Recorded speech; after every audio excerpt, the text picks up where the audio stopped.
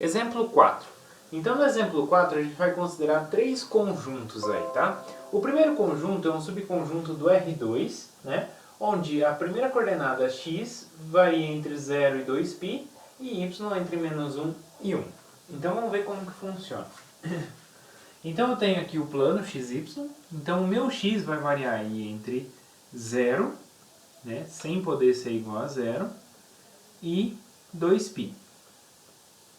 Então vamos escrever aqui mais longe, 2π, tá? Sem poder ser também 2π. Então varia nesse intervalo aberto entre 0 e 2π. E o y varia entre -1 e 1. Aberto. Aberto também, tá? Não podendo ser nem 1 e nem -1. Então o que a gente obtém com essa região? Então essa região é todo xy, onde o x está entre 0 e 2π e o y entre 1 e -1. Então, ou seja, o que a gente obtém é um retângulo, né, pontilhado. Por que pontilhado? Porque nenhum dos extremos, né, nem x nem y, eles têm o igualzinho. Então eles não incluem essa reta. Então, inclusive aqui o eixo, né? Então, esse é o nosso conjunto A. Agora, quem é o conjunto B?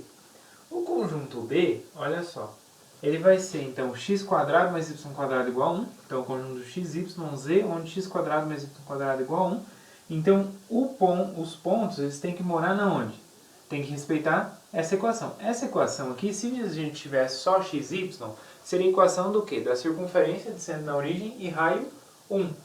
Mas a gente está em x, y, z. Então essa equação, quando eu olho ela para o espaço, né, no R3, ela representa um cilindro, né, centrado na origem e de raio 1. Né? Então através dessa circunferência eu obtenho um cilindro. Tá? Então ela tem que morar no cilindro. Só que a altura, né, o z, ele não completa. Então ele chega ele pode ir até -1, ele vem de -1, e chega até 1, então não é todo, né? E o xy não pode ser o 1, 0, tá? Então, olha só, então o que acontece aqui? Eu estou olhando a altura, ela pode no máximo chegar de -1 até 1, certo? O raio aqui é 1 também. Então, o que vai acontecer? Vai ser um cilindro, só que ele não vai poder chegar até essa circunferência aqui de centro aqui, na altura 1, e nem na circunferência de centro aqui na altura -1, certo? Muito bem. Então, é um cilindro que não chega até essas circunferências, né? Na altura -1, aqui ficou um pouquinho menor do que a de cima. Então, vamos abrir um pouquinho mais aqui. Ok? Então, suponho que essas duas aqui sejam do mesmo tamanho, tá? Que é para ser.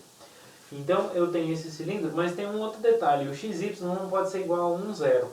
Então, o x não pode ser 1, enquanto o y for 0. Então, o que a gente tira é o quê? xy não pode ser, então no plano aqui xy não pode ser 1, 0, que é exatamente esse ponto aqui. Independe de z, então não importa o z. Então quer dizer que nessa altura aqui, ó, essa retinha aqui, agora deixa eu consertar essa circunferência aqui, senão vai ficar muito esquisito.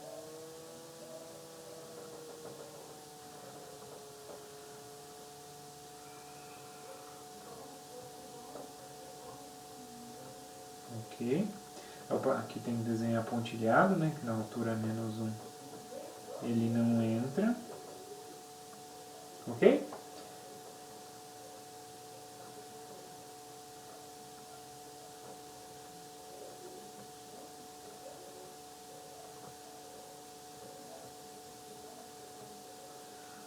Ok? Então esse é o nosso cilindro, né? E a gente vai chegar até aqui perto. Então é como se eu pegasse... O que significa todo esse pontilhado aí? É como se eu pegasse então esse pedaço do cilindro, né? De -1 até 1, tirasse aí uma beiradinha aí na circunferência na altura 1 e na circunferência na altura menos 1. Então eles não chegam na circunferência dessa altura.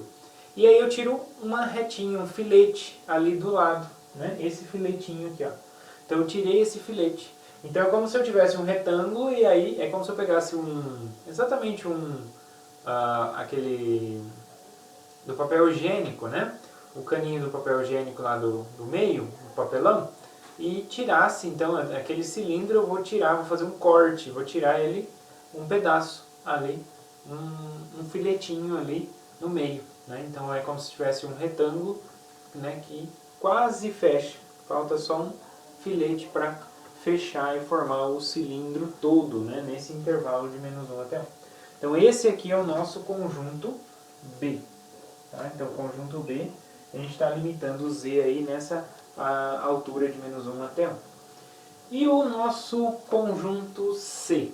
Bom, o nosso conjunto C é no R3 também, conjunto x, y, z, onde x² mais y² mais z² igual a 1. Isso é a equação do quê? É exatamente a equação da esfera. A equação da esfera centrada na origem e raio 1. Né? Então eu estou olhando para a esfera. Mas é uma esfera onde eu vou tirar aqui o z igual a menos 1 e o z igual a 1. Então é como se eu tivesse tirado, né? Pega a esfera e você está tirando ali o polo sul, o polo norte, e aqui está falando que o x tem que ser diferente dessa raiz. Então você está tirando um meridiano, né, apenas, né? Por quê? Porque você está tirando, então, se o x é diferente dessa raiz, então significa que x² mais z² tem que ser diferente de 1, né? E isso aqui é exatamente a equação de um círculo, né? De um círculo. Só que eu quero só a parte positiva, porque quando você isola o x, passa o quadrado para o outro lado, você vai ter mais ou menos raiz do que está do outro lado. Então você só pegou a parte positiva, então você pegou meio círculo, né? Então essa equação aqui representa apenas meio círculo, tá bom? Então eu estou tirando esse meio círculo. Então eu tirei o polo norte, o polo sul e um meridiano. Né? Então é isso que eu estou tirando aqui da esfera. Então eu vou considerar aqui a esfera.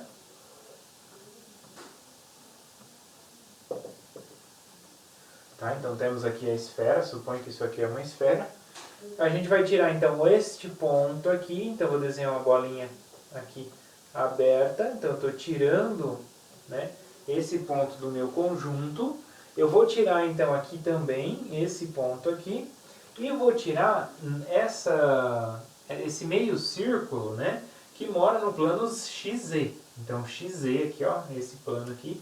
Então eu estou tirando exatamente a parte positiva, o x é positivo. Então eu estou tirando, olha, aqui é a interseção, né? Então eu estou tirando este meio círculo aqui, tá? Então eu estou tirando exatamente esse aqui. Então eu vou tirar aqui, desenhar em pontilhado, só para falar que eu estou tirando ele, tá? Muito bem? Então eu tirei o polo norte, tirei o polo sul e tirei esse segmento aí, tá?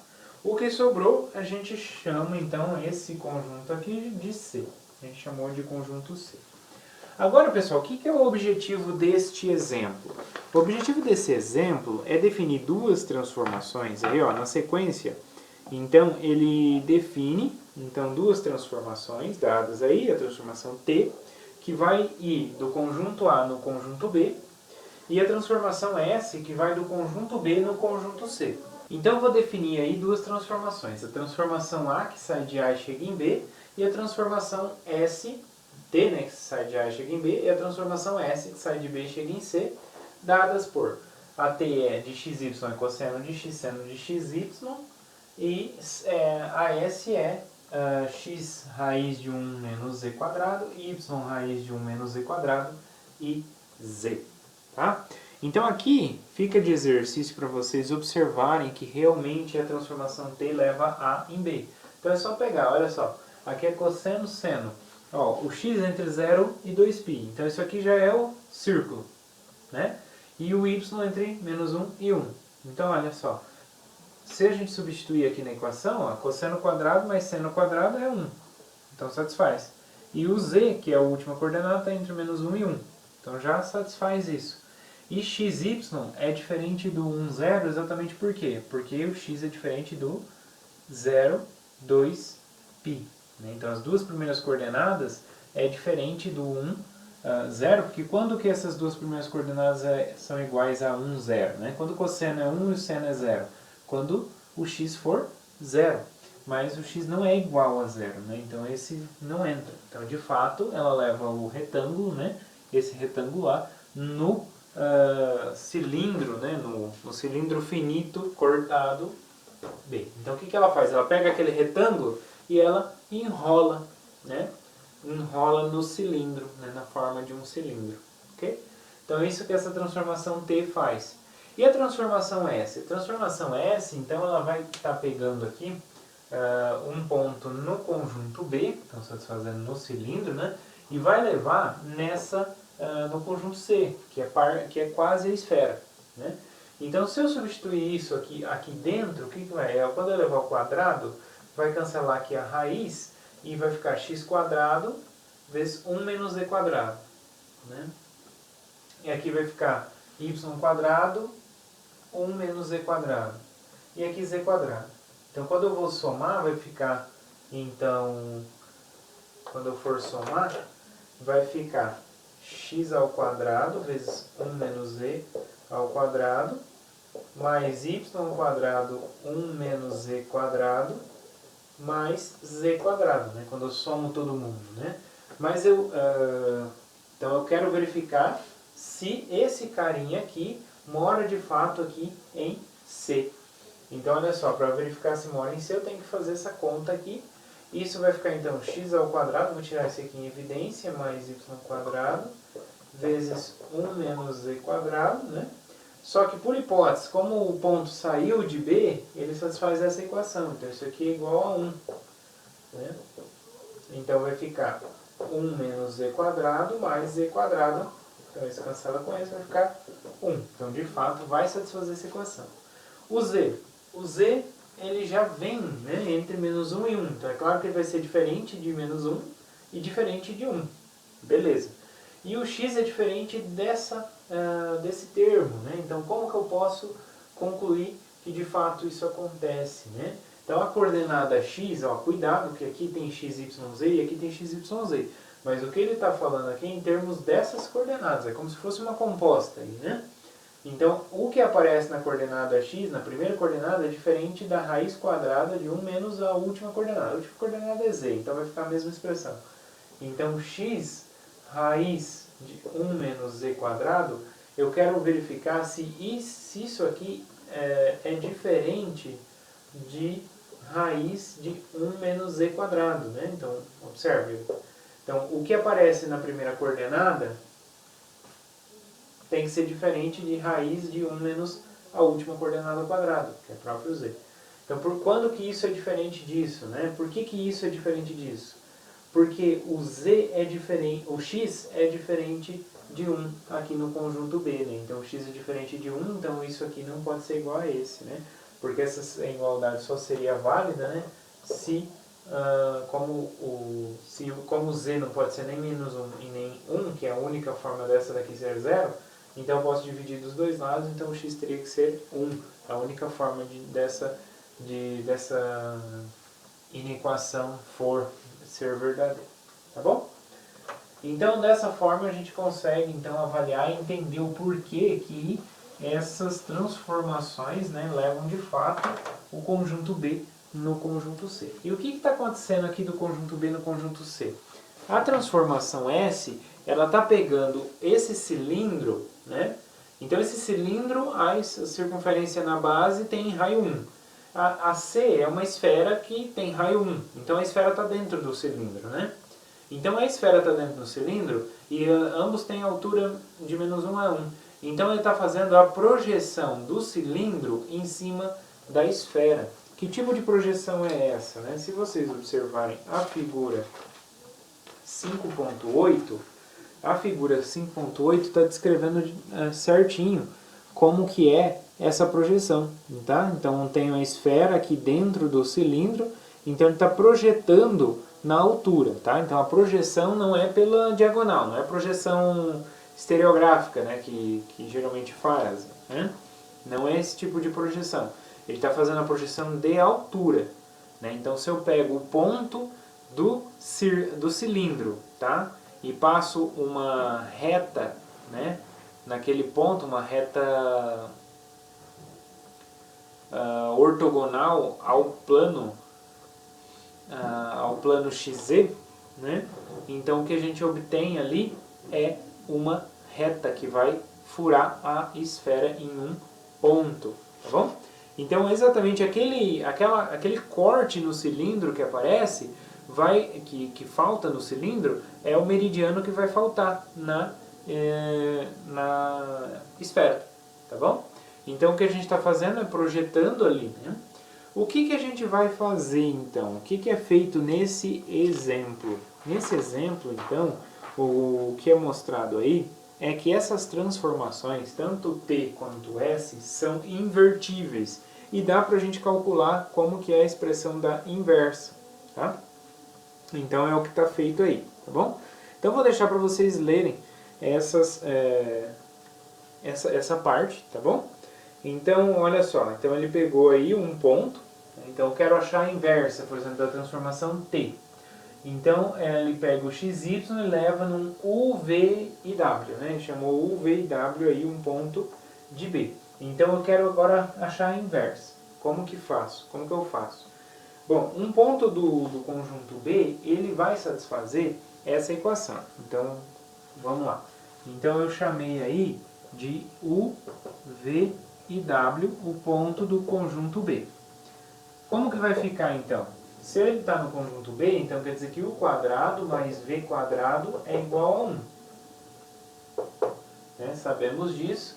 E sabemos aí, né, que o W está entre menos 1 e 1. E o UV é diferente de 1, 0. Então, é isso tudo que a gente sabe, só do fato do ponto UVW pertencer a B. E agora, o que a gente pode fazer? Então, olha só, existe apenas um número x que vai depender de U e V, né, entre 0 e 2π, de tal forma que U e V, U seja cosseno de x e o V seno de x. Por que isso? Porque ele satisfaz a equação. As coordenadas U e V satisfazem a equação da circunferência. Se ele satisfaz a equação da circunferência, significa dizer que o U ele é um cosseno de alguma coisa e o V cosseno dessa coisa. E essa coisa a gente vai chamar de x, tá? Então existe um único x, né, que na verdade depende, por isso que escreve x de UV, que depende do valor de U e de V. Para cada UV vai ser um x diferente, né? Para cada ponto na circunferência eu tenho um ângulo diferente, né? Então x de UV, tal que o x então vai pertencer ao intervalo 0 e 2π, não vai incluir o zero porque exatamente o UV não é o 1, 0, né? E o ângulo zero daria exatamente o ponto 1, 0. Por isso que a gente está excluindo o zero daqui, ok? Então vai existir um único x que depende de U e V, que vai estar entre 0 e 2π, tal que o U vai ser um seno, cosseno, né? Geralmente a gente escreve cosseno primeiro. Então, cosseno de x e o V vai ser um seno de x. Né? Exatamente porque satisfaz a equação da circunferência. Tá? Então, até aqui, beleza. Então, eu consegui escrever, porque a ideia é o quê? A ideia é pegar um termo daqui e escrever ele em função, né? Escrever a equação. Aqui, ó, a transformação T, ela pega um XY daqui e escreve lá, né, o U, V e W em função de XY. Né? Agora a gente pegou o U, V e W e a gente quer escrever o XY em função de U, V e W. Assim que a gente acha a inversa, né? A gente quer o contrário. Né? A gente tem alguém na imagem, U, V e W. A gente quer saber quem que é o XY que foi nele. Essa é que é a ideia. Então, dado U, V e W, pela equação a gente achou o x. Então já achamos a expressão de U e a expressão de V em função de XY. Faltaria W. Né?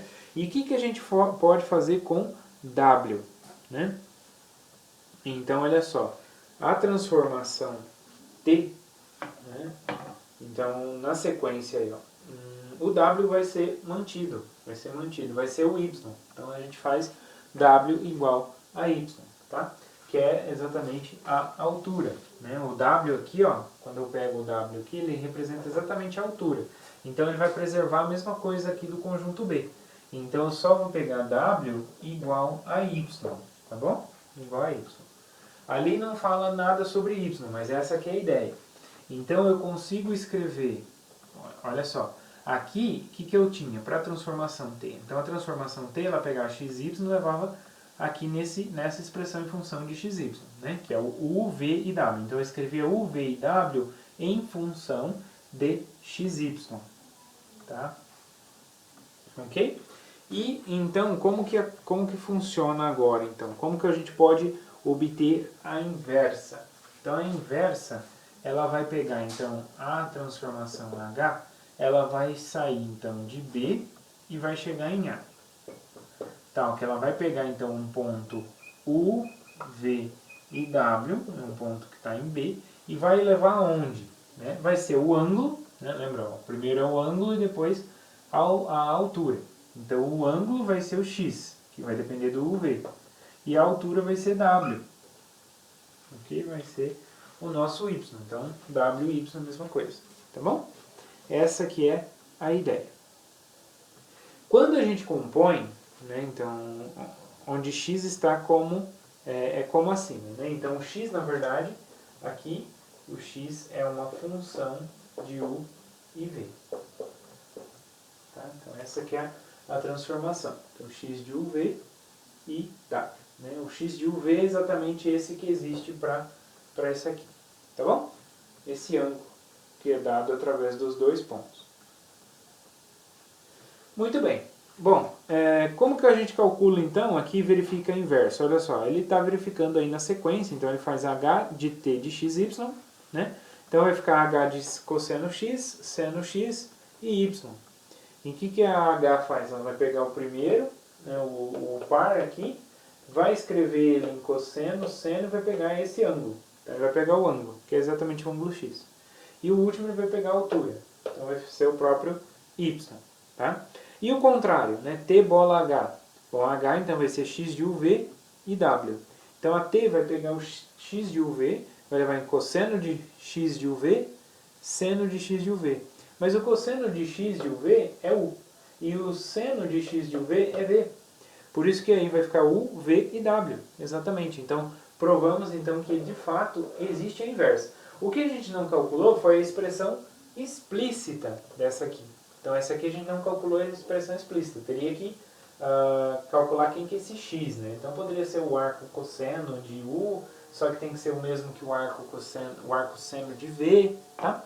Mas essa é a ideia. Ele existe e é único. A gente sabe disso por causa da circunferência. Então, vai existir essa inversa. Então, o que essa inversa vai fazer? A inversa faz o processo contrário, né?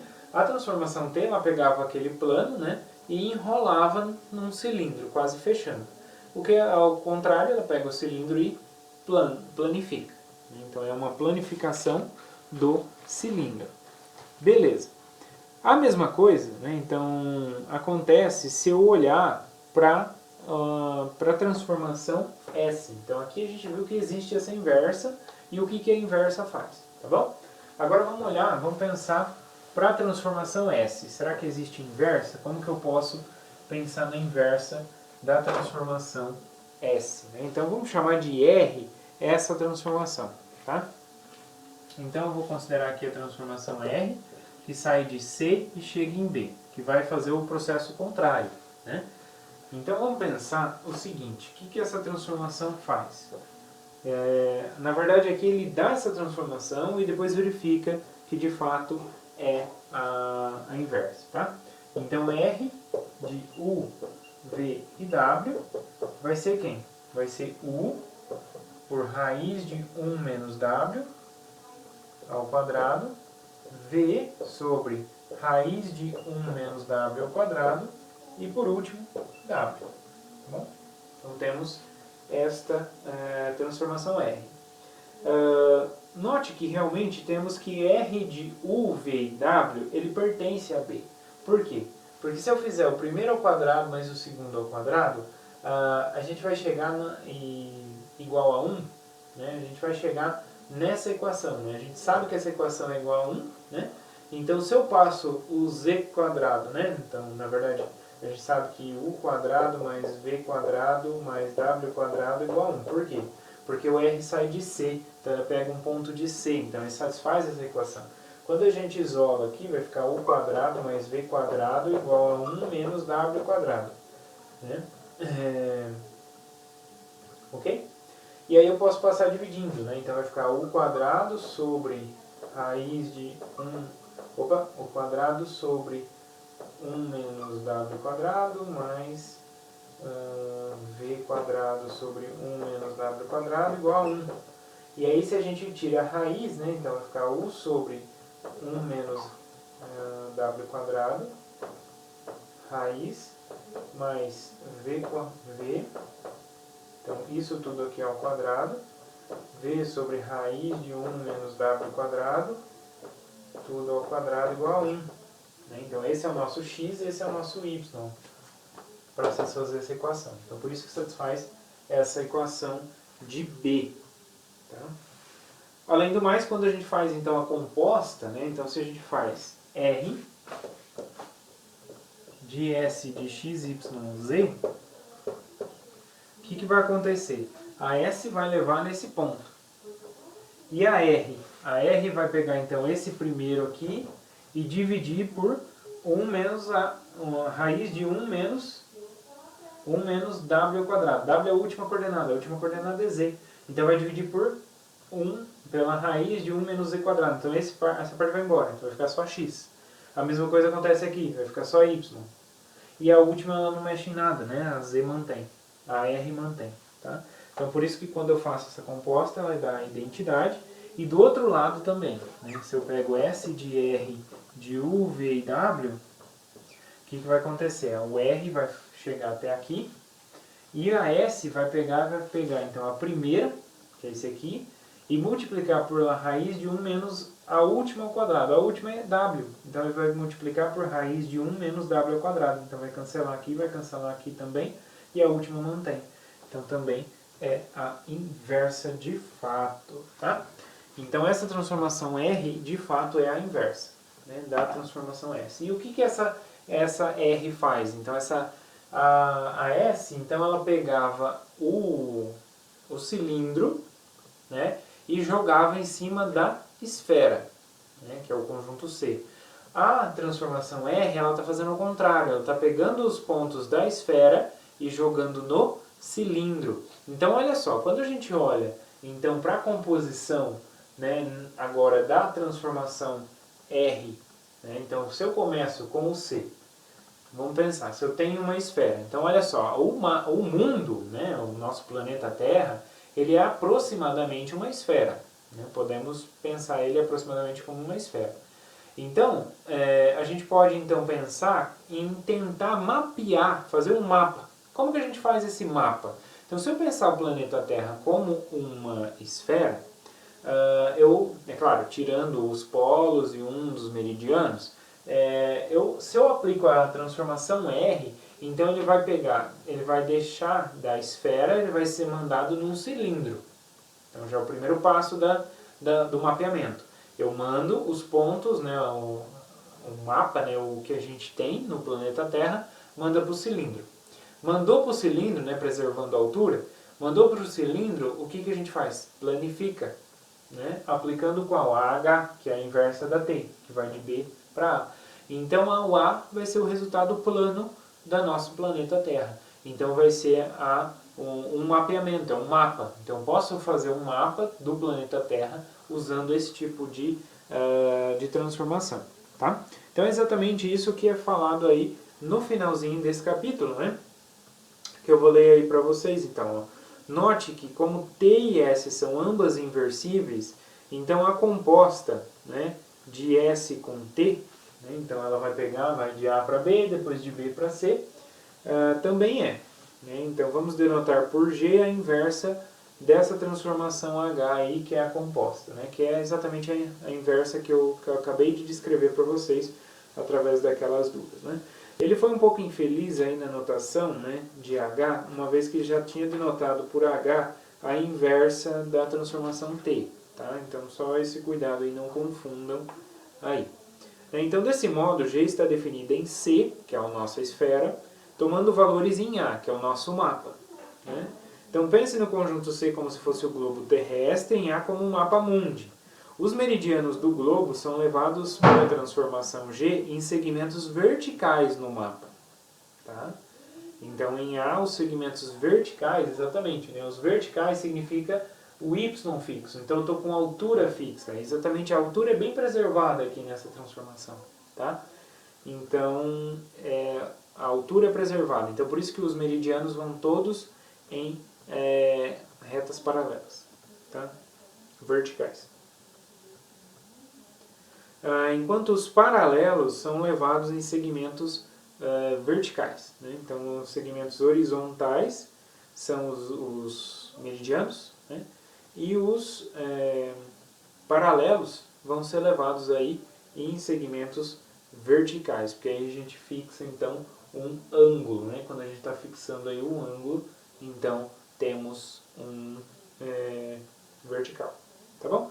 Eu acho que está ao contrário aqui, né, pessoal? Então, os meridianos são aqueles, né, que eu estou pegando a altura variável, né? Então, a altura está mudando, né? Então, a altura aqui também muda, então fixo o ângulo. Então, eu acho que é o contrário, aí tem essa questão, acho que está errado, aí está invertido. Então, os meridianos vão em segmentos verticais. E os paralelos, né, no globo, vão ser levados em segmentos horizontais, tá? Tá verticais duas vezes aí, tá? Na apostila, então, a última risquem aí, né? Corrijam aí, é segmentos horizontais. Os paralelos são levados em segmentos horizontais, tá? Porque aí a altura é preservada. Então, verifique analiticamente, a título de exercício, que o equador C corresponde ao segmento, né? Exatamente, né? Por quê? Porque o equador é exatamente de altura zero. Então vai corresponder quando o y for zero. Tá? E o x varia entre 0 e 2π. Então é fácil observar isso. Tá?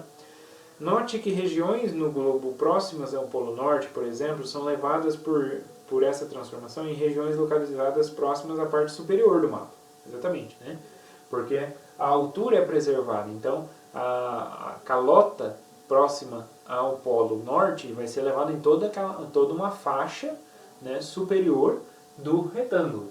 E uma calota sul também numa faixa próxima ali à altura -1. Né? Ok. Note que regiões do globo próximo ao Polo Norte, por exemplo, são levadas por G em regiões localizadas próximas à parte superior do mapa.